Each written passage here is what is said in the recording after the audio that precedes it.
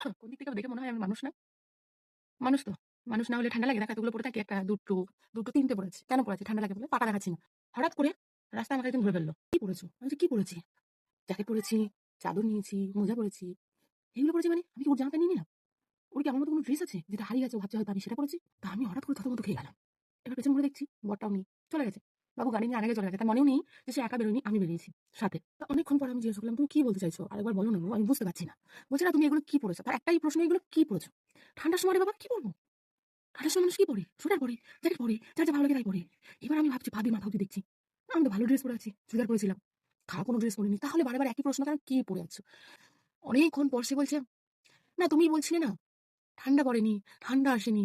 তো তুমি এগুলো কি পড়েছো?" আমি বলছি, "ঠান্ডা পড়েনি আমি কখন কারে বললাম রে ভাই?" ২-৩ সেকেন্ড পর আমার মনে পড়ছে, আচ্ছা আমি একটা ভিডিও করেছিলাম ঠান্ডা পড়েনি।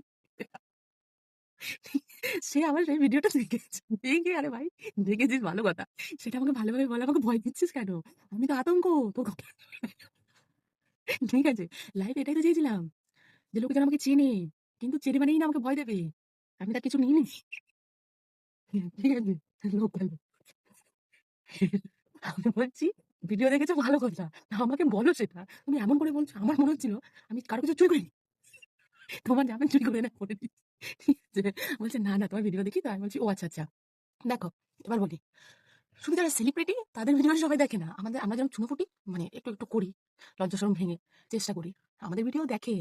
ঠিক আছে? হ্যাঁ, তোমরা হয়তো কনটেন্ট দিয়ে টাকা কামাই করছো। আমরা টাকা কামাই করছি না। কিন্তু রাস্তাঘাটে বেরোলে আমাদেরকেও লোকে চেনে। হয়তো আমরা টাকা কামাতে পারি না। কিন্তু তার মানে এই না যে আমাদের চেনে না, আমাদেরও চেনে। তো যারা নতুন, নতুন ভিডিও করছে না টেনশন নিও না। তোমাদেরকেও চেনে। মুখ চেনা সবার। হয়তো বলতে পারি না। কারণ ফিল্টারে আমরা একদম সুন্দর হয়ে যাই। ফিল্টার বাঁধলে সবাই বাঁদর হয়ে যায়। ঠিক আছে? তো চিন্তা করো না। আস্তে, আস্তে আমাদেরও চিনবে। তো জীবনে এটাই চেয়েছিলাম যে রাস্তাঘাটে যেন লোক আমাদেরকে চেনে, আমাদেরকে দেখলে কথা বলে। ঠিক আছে? কারণ আজকাল না আপন মানুষরা কথা বলে না। আপন মানুষরা নিজেরা দেখলে মুখটা ঘুরিয়ে নিচ্ছে এমনি করে, এমনি করে। ঠিক আছে? কিন্তু বাইরের মানুষরা দেখলে দেখো এভাবেই বলে। কিন্তু বলে। তাদের আমাদের পুরো ভিডিওটা মনে থাকে আমরা কি করেছি, কি বলেছি না বলেছি। ঠিক আছে? তো যারা নতুন, নতুন ভিডিও করছো চালিয়ে যাও। ঠিক আছে? আরেকটা কথা। আমার একটা ভিডিও ভাইরাল হয়েছে।